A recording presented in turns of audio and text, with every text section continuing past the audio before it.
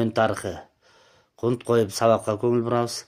Кайтарым байланышка чыкканды унутпагыла. Бүгүнкү сабактын темасы падышалык Россиянын 19-кылымдын экинчи жарымындагы тышкы саясаты, Россия империясы дүйнөлүк цивилизациялык процессте. Бүгүнкү сабактын планы Париж тынчтык келишиминин чектөөлөрүнүн алынышы, Орто Азияны басып алуу, Петербургдун Иракка чыгыш саясаты, Россиянын Балкандагы саясаты, Александр III тышкы саясаты, Россиянын ээлиги жана калкы, өнөр жай өндүрүшү, капитализмдин киргизилиши, монополиялардын түзүлүшү, айыл чарбасындагы абал, саясий түзүлүшү жана тышкы саясаты. Ушул пландын негизинде сабак өтөбүз. Сабакка кунт коюп көңүл бургула. Париж тынчтык келишиминин чектөөчүлүк шарттарынын алынышы, падышачылык Кырым согушуна жеңилип калышы эл аралык маанайдагы күчтөрдүн өз ара катнашын талапкерлерин өзгөрткөн. Россия өзүнүн дүйнөлүк дөөлөт ролун жоготуп койгондуктан өзүнчө обочолонуп калган. Ошол кездеги тышкы иштер министри Горчаков Париж тынчтык келишиминин шарттарын өзгөчө Кара деңизге чыгууга тыюу салынган пунктун кайра караштыруу ишин өзүнүн биринчи кезектеги милдети катары эсептеген. Ал бул маселени европалык дөөлөттөрдүн карама каршылыктуу дипломатиялык оюндарын колдонуу аркылуу чечмей болгон. 1870-жылы Франциянын Франкфурт согушунда жеңилип калышынан пайдаланып, Россия өкмөтү европалык дөөлөттөргө Париж тынчтык келишиминин шарттарынан баш тарта тургандыгын билдирген. 1871-жылдагы Лондондогу эл аралык конференциянын катышуучулары Россиянын бул чечимин бекитүүгө аргасыз болушкан. Бирок Петербургдун тышкы саясаты бул салтанатты өзүнүн эң күчтүү жана коркунучтуу коңшусу Германия империясынын түзүлүшү менен коштолгон эле. Орто Азияны басып алуу, Пруссия менен жакындашуу, 1863-64 жылдардагы Польшадагы көтөрүлүштү басуу жана Кавказды багындыруу иштери аяктаган соң падышачылыктын Орто Азияга экспансиясы башталган. Орто Азияны каратып алган Россия 1867-жылы бул жерде Түркистан генерал-губернаторлугун түзгөн. 1868-жылы Кокон хандыгы жана Бухара эмирлиги, ал эми 1873-жылы Хива хандыгы Россия империясынын вассалдары болуп калышкан. Кокон хандыгы Фергана облусу деген аталыш менен Түркистан генерал-губернаторлугуна 1876-жылы киргизилген. Акыркы бул региондун чордондук аймагы болгон Көктепе 1881-жылы багындырылган. Россиянын Орто Азияны багындырып алышы жана анын Англия менен мамилесин ого бетер курчуткан.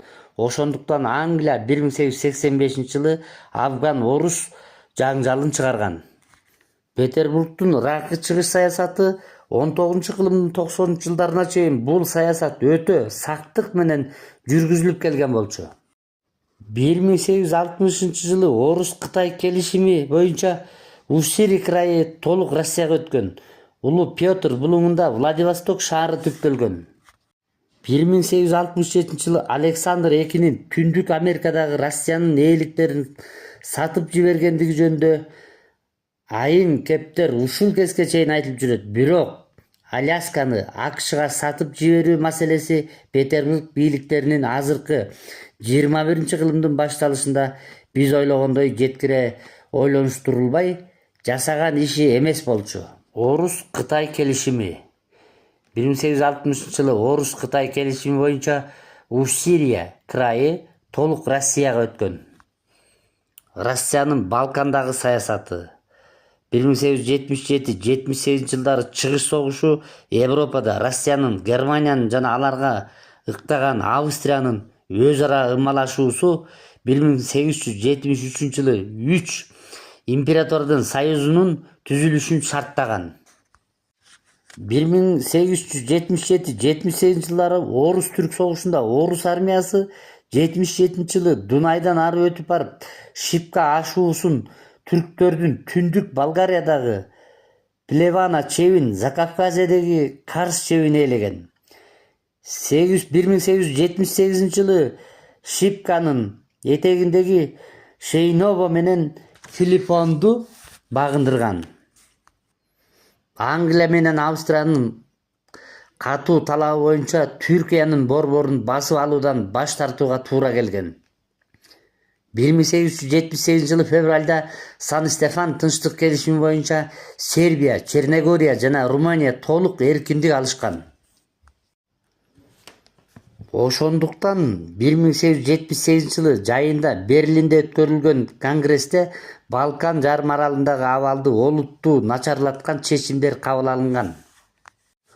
Александр III тышкы саясаты император Александр III монархиялык принциптерди кармаган Англия менен Германиянын күчүнө ишеними кайткан эмес.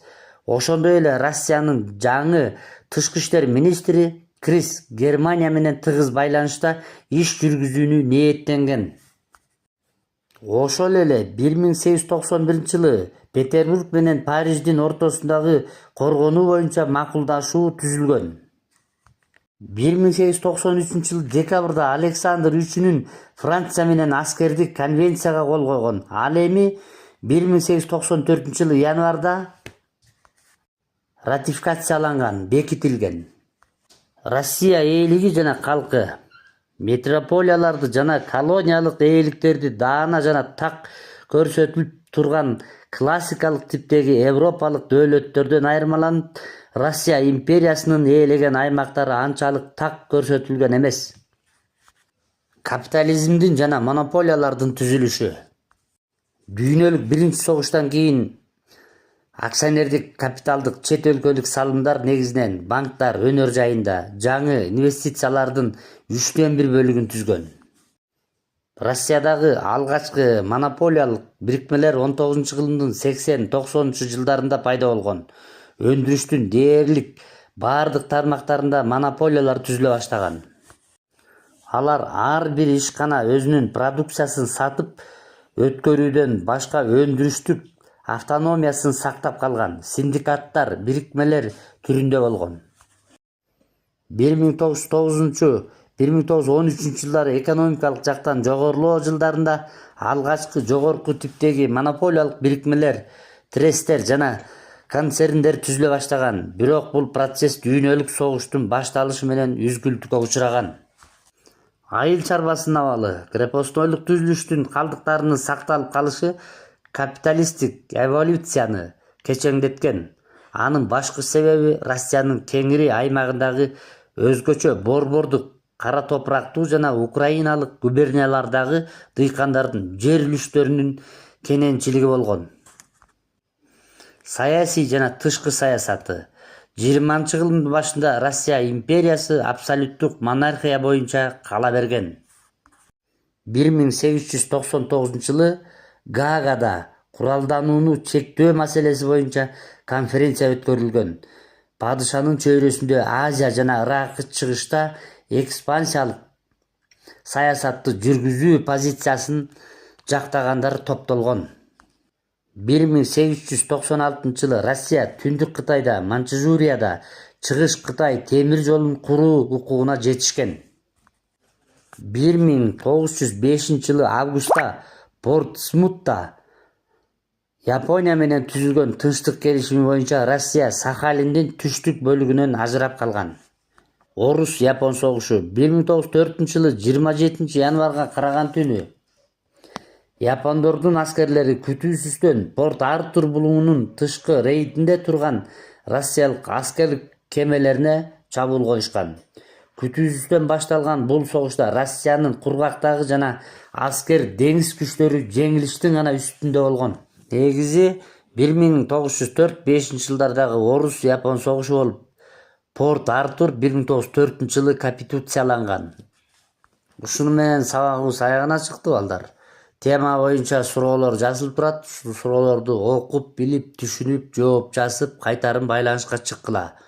Сабакка көңүл бурганыңарга чоң рахмат. Саламатта калгыла.